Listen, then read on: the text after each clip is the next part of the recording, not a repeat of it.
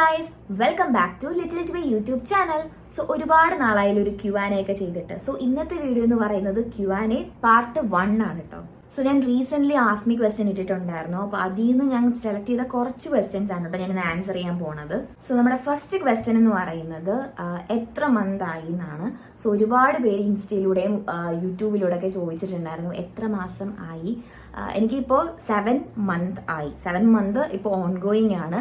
അപ്പോൾ കറക്റ്റ് വീക്സിന്റെ ഇത് പറയുകയാണെങ്കിൽ എനിക്ക് 28 വീക്സ് ആൻഡ് 1 ഡേ ആണ് കേട്ടോ. ഇപ്പോൾ ഓൾമോസ്റ്റ് 30 വീക്സ് ആവാറായി. അപ്പോൾ എനിക്ക് തോന്നി ഇനി ഓൾമോസ്റ്റ് ഒരു 12 വീക്സും കൂടെ, 40 വീക്സ് കൂട്ടുകയാണെങ്കിൽ ജസ്റ്റ് 12 വീക്സ് മോർ. എനിക്ക് ഡേറ്റ് വരുന്നത് ഓഗസ്റ്റ് 25 ആണ് എൻ്റെ ഡേറ്റ്. അപ്പോൾ നമുക്ക് ഏതായാലും ഒരു ഓഗസ്റ്റ് ഹാഫ് ഒക്കെ ആകുമ്പോൾ പ്രതീക്ഷിക്കാമല്ലോ. സോ ഇനി ജസ്റ്റ് ഒരു 12 വീക്സ് മോർ. 12 വീക്സും ഇല്ല, അത്രേ ഉള്ളൂ. ബേബിക്കാണ്. നെക്സ്റ്റ് ക്വസ്റ്റ്യൻ എന്ന് പറയുന്നത് എൻ്റെ ക്വാളിഫിക്കേഷൻ ആൻഡ് ജോബ് ആണ് ചോദിച്ചേക്കുന്നത്. ഇത് ഞാൻ ഒരുപാട് പറഞ്ഞിട്ടുണ്ട്. ഞാൻ BCom ടാക്സ് ആണ് പഠിച്ചത്. പിന്നെ ഞാൻ CMAക്ക് പോയായിരുന്നു, ബട്ട് അത് ഞാൻ ഫുള്ളി കംപ്ലീറ്റ് ചെയ്തിട്ടില്ല. പിന്നെ എൻ്റെ ജോബ് എന്ന് പറയുന്നത് ഇപ്പോൾ ഞാൻ ആക്ച്വലി ഞാൻ ഓഫീസ് ജോബിനൊന്നും പോകാറില്ല. ഇപ്പോൾ യൂട്യൂബ് തന്നെയാണ്. ഞാൻ ഇടയ്ക്ക് ടെക്നോ പാർക്കിൽ ഒരു കമ്പനിയിൽ കയറിയിട്ടുണ്ടായിരുന്നു. ഇപ്പോൾ ഞാൻ ലാസ്റ്റ് ഡിസംബറിലാണ് ഞാൻ ഇറങ്ങിയത്. സോ അതുവരെ ഞാൻ ഓൾമോസ്റ്റ് ഒരു 7 to 8 മന്ത്സ് വർക്കിംഗ് ആയിരുന്നു. അപ്പോൾ അതിനുശേഷമാണ് ഞാൻ റിസൈൻ ചെയ്തത്. സോ കറൻ്റ്ലി ഞാൻ ഓഫീസ് ജോബ് ഒന്നും ചെയ്യുന്നില്ല. നെക്സ്റ്റ് ക്വസ്റ്റ്യൻ, മാരേജ് കഴിഞ്ഞിട്ട് എത്ര ഇയർ ആയി? ഞങ്ങളുടെ മാരേജ് കഴിഞ്ഞിട്ട് ലാസ്റ്റ് April 20 ആയപ്പോഴത്തേക്കും 2 ഇയേഴ്സ് കംപ്ലീറ്റ് ആയി. നെക്സ്റ്റ് ഫാമിലിയെ പറ്റിയിട്ടാണ് കേട്ടോ ചോദിച്ചിട്ടുള്ളത്. സോ ഇപ്പോൾ എൻ്റെ വീട്ടിലാണ്. സോ എൻ്റെ വീട്ടിലിപ്പോൾ എൻ്റെ അമ്മ, അപ്പച്ചൻ, അമ്മാമ്മ, അതായത് അമ്മയുടെ അച്ഛനും അമ്മയും എൻ്റെ അനിയത്തിയാണുള്ളത്. പിന്നെ ചേട്ടൻ്റെ വീട്ടിലാണെങ്കിൽ ചേട്ടൻ്റെ അച്ഛൻ, അമ്മ, അനിയൻ, ചേട്ടൻ. പിന്നെ എൻ്റെ അച്ഛൻ ഈ ഇടയ്ക്കാണ് മരണപ്പെട്ടത്. ലൈക്ക് April 28 ഇപ്പോൾ ഓൾമോസ്റ്റ് ഒരു 1 മന്ത് കഴിയും. Next question, do you miss your father? So ഞങ്ങൾ റീസെൻ്റ്ലി അതായത് എൻ്റെ അച്ഛൻ്റെ കാര്യം വെച്ചിട്ട് നമ്മൾ എല്ലാം പറഞ്ഞിട്ടൊരു വീഡിയോ ചേട്ടൻ്റെ channel I'm super hero YouTube channel ഇട്ടിട്ടുണ്ടായിരുന്നു. Do you miss your father എന്ന് ചോദിച്ചാൽ ഷുവർ, ഞാൻ മിസ് ചെയ്യുന്നുണ്ട്. ഞാൻ ഉറപ്പായിട്ടും മിസ് ചെയ്യുമല്ലോ, ഉറപ്പായിട്ടും മിസ് ചെയ്യുന്നുണ്ട്. വേറൊന്നുമല്ല, ലൈക്ക് നമുക്കിനി അവരെ കാണാൻ പറ്റില്ല. നമുക്ക് നേരിട്ട് കാണാനോ അവരുടെ സൗണ്ട് കേൾക്കാനോ ഒന്നും പറ്റത്തില്ല. സോ ഇപ്പം നമുക്ക് ഒന്ന് കെട്ടിപ്പിടിക്കണമെന്ന് തോന്നിയാലോ ഒരു ഉമ്മ കൊടുക്കണമെന്ന് തോന്നിയാൽ പോലും പറ്റത്തില്ല.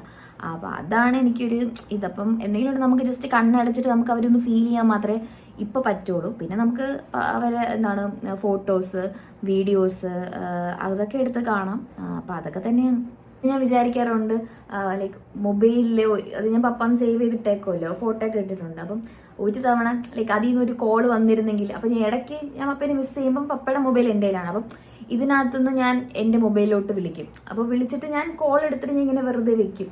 പക്ഷെ കോളുണ്ട്, പക്ഷെ അപ്പുറത്തുനിന്ന് സംസാരിക്കാൻ ആളില്ല. കാരണം അപ്പുറത്തൊന്നും ഇപ്പുറത്തൊന്നും ഞാൻ തന്നെയാണ് ഉള്ളത്. ഞാൻ ഇതുപോലെ ഈ റീൽസിലൊക്കെ ഞാൻ കണ്ടിട്ടുണ്ട്.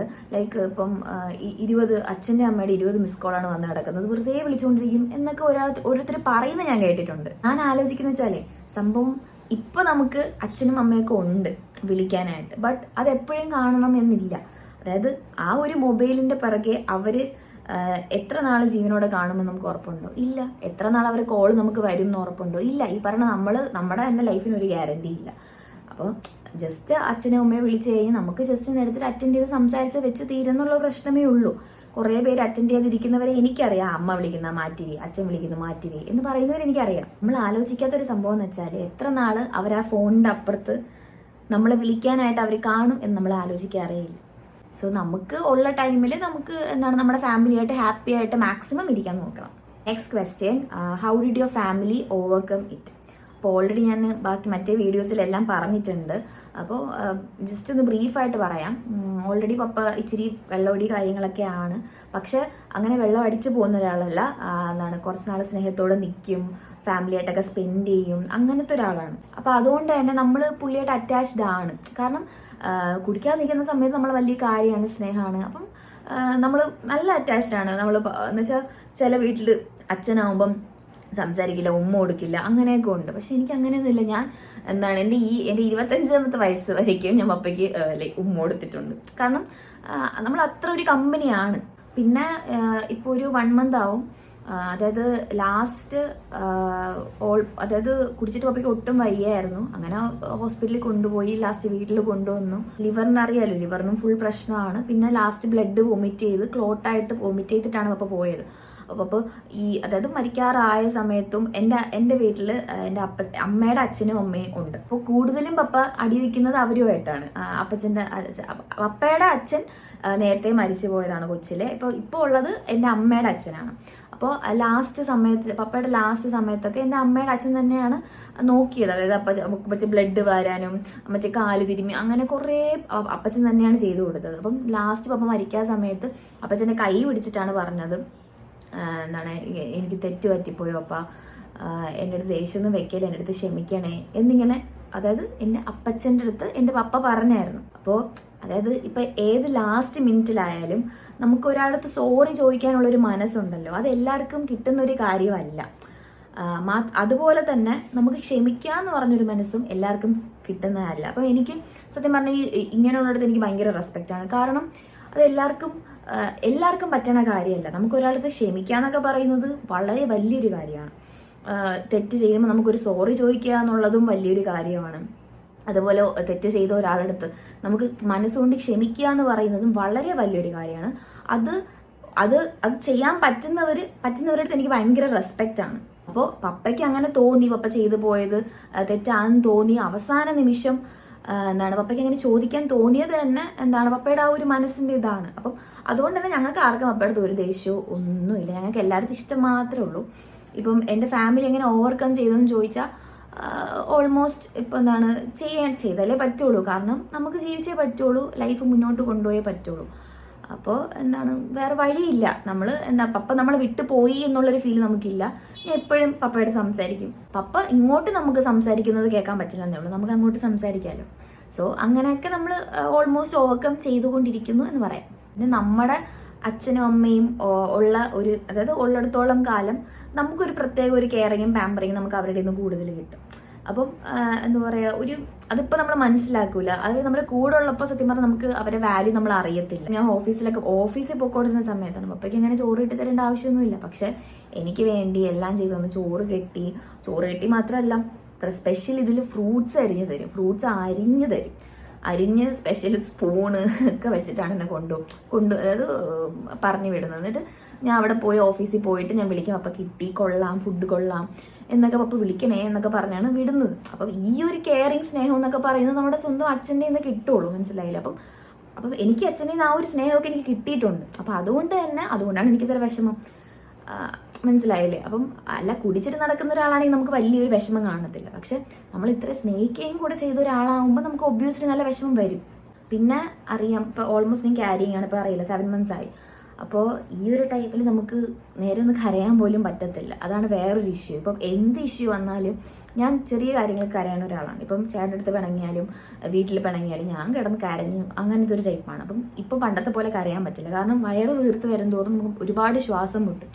അപ്പോൾ പോയെന്ന് പോലും എനിക്ക് നേരെ ഒന്ന് മനസ്സ് തുറന്ന് കരയാൻ പറ്റിയിട്ടില്ല. അതാണ് എനിക്കൊരു ഇതായിട്ട് തോന്നിയത്. കാരണം നമുക്ക് ഫുള്ളങ്ങ് നല്ല കരഞ്ഞങ്ങ് തീർന്ന് നമുക്ക് ഭയങ്കര ഒരു ആശ്വാസമായിരിക്കും. അപ്പോൾ അത് എനിക്കില്ല. അതുകൊണ്ടാണ് ഞാൻ റിക്കവർ ആവാച്ച ടൈം എടുക്കുന്നതും അതുകൊണ്ടാണ്. നെക്സ്റ്റ് ക്വസ്റ്റ്യൻ, കുടിയന്മാരുടെ മക്കൾക്ക് വാല്യൂ ഇല്ല എന്ന് പറഞ്ഞല്ലോ. സോ നിങ്ങൾ എങ്ങനെയാണത് അനുഭവിച്ചിട്ടുണ്ടോ? അതെ, ഞാൻ ഒരുപാട് അനുഭവിച്ചിട്ടുള്ള കാര്യമാണ്. ഞാൻ ഓൾറെഡി വീഡിയോ പറഞ്ഞിട്ടുള്ള കാര്യമാണ്. നമ്മുടെ ഇവിടെ ബന്ധുക്കളുടെ അവിടെ പോയാലും നമ്മൾ പുറത്ത് നാട്ടിലായാലും നമ്മളെല്ലാവർക്കും പരിചയപ്പെടുത്താൻ കുടിയൻ്റെ മക്കളാണ് എന്നുള്ളൊരു ഇതാണ്. അപ്പം നമുക്ക് നമ്മുടെ കോൺഫിഡൻസിനെ തന്നെ ബാധിക്കും. ഇപ്പോൾ എല്ലാവർക്കും നമ്മളെ പരിചയപ്പെടുത്താൻ എന്തുമാത്രം ഇൻട്രസ്റ്റ് എന്നറിയാമോ? കാരണം നമ്മൾ വീഡിയോ ചെയ്യുന്നതും അങ്ങനെയൊക്കെ ആയതുകൊണ്ട് എല്ലാവർക്കും ഭയങ്കര ഒരു കാര്യവും ഇവർ വീഡിയോ ചെയ്യുന്നതാണോ എന്നൊക്കെ പറഞ്ഞ് ആദ്യം നമ്മളെയാണ് പരിചയപ്പെടുത്തുന്നത്. പക്ഷെ നേരത്തെ സിറ്റുവേഷൻ അങ്ങനെ അല്ല. ഒരു അച്ഛനമ്മ ആരെ കിട്ടണം എന്നുള്ളത് നമ്മളെ തിരഞ്ഞെടുക്കുന്നതല്ല. അപ്പോൾ നമുക്ക് നല്ലൊരു ഫാദർ അല്ലെങ്കിൽ നല്ലൊരു അമ്മേനെ കിട്ടുക എന്ന് പറയുന്നത്, അങ്ങനെ കിട്ടിയിട്ടുണ്ടെങ്കിൽ അത് നമ്മുടെ കഴിവല്ല. അതുപോലെ നല്ലൊരാളെ കിട്ടിയില്ല എന്നുണ്ടെങ്കിൽ അത് നമ്മുടെ കുറ്റവും അല്ല. അതാരും മനസ്സിലാക്കുന്നില്ല. അപ്പോൾ നല്ല ഒരാൾ, അതായത് പാരൻസ് നല്ല കിട്ടുന്നതെന്ന് പറഞ്ഞാൽ നമ്മുടെ ഒരു അനുഗ്രഹം തന്നെയാണ്. അല്ലാതെ നമ്മുടെ കഴിവല്ല ശരിക്കും അത് കിട്ടുന്നതെന്ന് പറയുന്നത്. അപ്പം നമുക്ക് എന്താണ് ഈ ഒരു ജന്മം നമുക്ക് ഇങ്ങനത്തെ ഒരാളാണ് കിട്ടിയത് അച്ഛനായിട്ട്. പക്ഷെ എത്രയൊക്കെ പറഞ്ഞാലും എനിക്ക് പരാതിയോ പരിഭവമോ ഒന്നും എനിക്കില്ല. കാരണം എൻ്റെ അച്ഛൻ കുടിയാണെന്നുണ്ടെങ്കിൽ എന്നെ ഒരുപാട് സ്നേഹിച്ചിട്ടുണ്ട്, അതെനിക്ക് ഫീൽ ചെയ്തിട്ടുണ്ട്. അങ്ങനെ ഒരുപാട് നല്ല കാര്യങ്ങൾ എനിക്ക് എൻ്റെ അച്ഛൻ തന്നിട്ടുണ്ട്, എൻ്റെ പപ്പ തന്നിട്ടുണ്ട്. അപ്പോൾ അതുകൊണ്ട് തന്നെ എനിക്ക് എൻ്റെ അച്ഛനെ കിട്ടിയത് എനിക്ക് ഈ ജീവിതത്തിൽ ഭയങ്കര മോശമാണ് എന്നൊരിക്കലും ഞാൻ പറയില്ല. ഞാൻ അങ്ങറ്റ സഹിക്കാത്തപ്പോൾ ഞാൻ ഇങ്ങനെ ജസ്റ്റ് ഇങ്ങനെ ദൈവത്തോട് ചോദിക്കാം, ദൈവമേ എന്നാലും ഇത് ഇച്ചിരി കൂടി പോയല്ലോ എന്നൊക്കെ ഇങ്ങനെ ഞാൻ ചോദിച്ചിട്ടുണ്ട്. നെക്സ്റ്റ് ക്വസ്റ്റ്യൻ, ചേച്ചിയുടെ എക്സ്പീരിയൻസ് ഇന്ന് ചേച്ചി അനുഭവിച്ച സിറ്റുവേഷൻ ഫേസ് ചെയ്യുന്ന ഫാമിലീസിനോട് എന്താണ് പറയാനുള്ളത്? എനിക്ക് ഞങ്ങൾ നേരത്തെ വീഡിയോ ചെയ്തിട്ട സമയത്ത് ഒരുപാട് പേര് ഇങ്ങനെ കമന്റ് സെക്ഷനിൽ പറഞ്ഞിട്ടുണ്ടായിരുന്നു, എൻ്റെ ഫാമിലി സെയിം സിറ്റുവേഷൻ ഒരുപാട് പേര് പറഞ്ഞിട്ടുണ്ടായിരുന്നു. അപ്പോൾ അപ്പോഴാണ് ഞാൻ വിചാരിച്ചത് ഇത്രയും പേര് ഈ സെയിം സിറ്റുവേഷൻ ഫേസ് ചെയ്യുന്നുണ്ടല്ലേ എന്ന്. എനിക്ക് പറയാനുള്ളതെന്ന് വെച്ചാൽ ഇപ്പോൾ എൻ്റെ വീഡിയോസ് കാണുന്നതിൽ അതായത് ഈ സിറ്റുവേഷനിലൂടെ കടന്നു പോകുന്നവർ കാണും, അതായത് ഇത് ഉപയോഗിക്കുന്നവർ കാണും, കടന്നു പോകുന്നവരും കാണും. അപ്പോൾ ഉപയോഗിക്കുന്നവരുടെ അടുത്ത് എനിക്ക് ജസ്റ്റ് ഒരു കാര്യം പറയാനുള്ളൂ, ഓരോ വീടിൻ്റെ അവസ്ഥ കണ്ടല്ലോ. അപ്പം ഇതാണ് ഇങ്ങനെ ഉപയോഗിക്കുന്നവരുടെയൊക്കെ ലാസ്റ്റ് നിമിഷം എന്ന് പറയുന്നത് ഇങ്ങനെ തന്നെയാണ്. അപ്പം പ്രായച്ചിത്തം അതായത് വേണ്ടായിരുന്നു എന്ന് അപ്പം തോന്നും, എൻ്റെ പപ്പയ്ക്കും തോന്നിയിരിക്കും. പക്ഷെ കാര്യമില്ലല്ലോ, ജീവൻ പോയി, ആള് പോയില്ലേ, പിന്നെ ഇനി ദുഃഖിച്ചിട്ട് കാര്യമുണ്ടോ? ഒരു കാര്യമില്ല. സോ നിങ്ങൾക്ക് ഇതൊന്നും എത്രയോ പെട്ടെന്ന് നിർത്താൻ പറ്റുമോ അത്രയും പെട്ടെന്ന് ഇങ്ങനത്തെ ഹാബിറ്റ്സ് ഒക്കെ നിർത്തി നിങ്ങളുടെ ഫാമിലിയുടെ ഹാപ്പി ആയിട്ടിരിക്കാൻ പറ്റിയ ലാസ്റ്റ് സമയം നിങ്ങൾക്ക് റിഗ്രറ്റ് അടിക്കില്ല. മനസ്സിലായി? അല്ലെങ്കിൽ നിങ്ങൾക്ക് മരിക്കാൻ സമയം നിങ്ങൾക്ക് ഒരു സാറ്റിസ്ഫാക്ഷൻ കാണും. ഞാൻ എൻ്റെ ഫാമിലിക്ക് വേണ്ടി നിർത്തി, അവരെ നോക്കി, അവരുമായിട്ട് ഹാപ്പി ആയിട്ട് കുറേ മൊമെന്റ്സ് കൊടുത്തു, ഞാൻ പോയാലും ഒരുപാട് ഹാപ്പി മൊമെന്റ്സ് അവർക്ക് കൊടുത്തിട്ടാണ് പോകുന്നത് എന്നൊരു സാറ്റിസ്ഫാക്ഷൻ നിങ്ങൾക്ക് കാണും.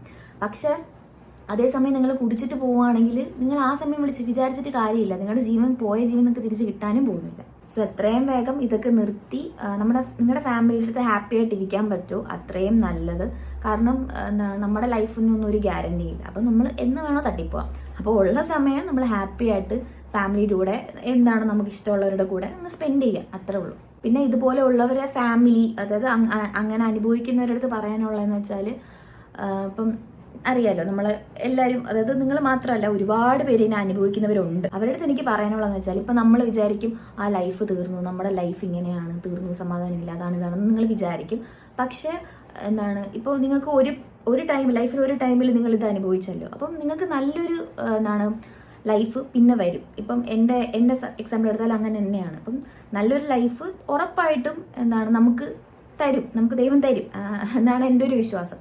അതായത് ആ ഒരു പ്രതീക്ഷ നിങ്ങൾ ഒരിക്കലും കൈവിടരുത്. കാരണം ഇപ്പം നിങ്ങളുടെ ലൈഫിൽ ഒരു ഡൗൺ ടൈമിലാണ് കടന്നു പോയിക്കൊണ്ടിരിക്കുന്നതെങ്കിൽ പിന്നെ ഉറപ്പായിട്ടും കുറച്ചുകൂടെ കഴിഞ്ഞിട്ട് നിങ്ങളുടെ ലൈഫിൽ ഒരു ലൈറ്റ് വരും, നിങ്ങളുടെ ലൈഫും അടിപൊളിയാവും. നിങ്ങൾ വിഷമിച്ചതിൻ്റെ ഇരട്ടി നിങ്ങൾക്ക് സന്തോഷിക്കാനുള്ള ഇട വരും.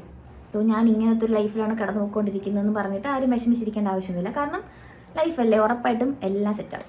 ഇപ്പോൾ എൻ്റെ അടുത്ത് ചോദിക്കുകയാണ് എനിക്ക് അച്ഛനെയാണ് അമ്മേനെയാണ് ഏറ്റവും കൂടുതൽ ഇഷ്ടമെന്ന് ചോദിച്ചാൽ ഞാൻ പറയും എനിക്ക് എൻ്റെ അച്ഛനെയും ഒരുപോലെ ഇഷ്ടമാണ്, എൻ്റെ അമ്മേനെ എനിക്ക് ഒരുപോലെ ഇഷ്ടമാണ്, എനിക്ക് രണ്ടുപേരും ഒരുപോലെ ഇഷ്ടമാണെന്ന് ഞാൻ പറയും. കാരണം എനിക്ക് എൻ്റെ അച്ഛനെ അത്ര ഇഷ്ടമാണ്, അത്രയ്ക്കെന്ന് വെച്ചാൽ എനിക്ക് അത്രയ്ക്ക് ഇഷ്ടമാണ്, ഒരുപാട് ഇഷ്ടമാണ്. പിന്നെ ഞാൻ എൻ്റെ അച്ഛൻ്റെ മോളാണെന്ന് പറയുന്നതിൽ എനിക്ക് ഒരു നാണക്കേടുമില്ല. ആ നാണക്കേടില്ലാത്തത് കൊണ്ടാണ് ഞാൻ വീഡിയോ ചെയ്യുന്നത്.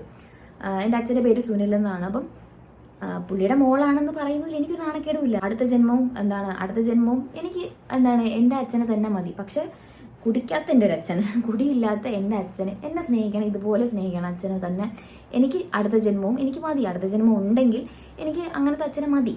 ഇനിയും കുറച്ച് ക്വസ്റ്റ്യൻസ് ഉണ്ട്. സോ ബാക്കി ക്വസ്റ്റ്യൻസ് പാർട്ട് 2 Q&A യിലായിരിക്കും. അപ്പോൾ അത്രയുള്ള കേസ്. ബൈ.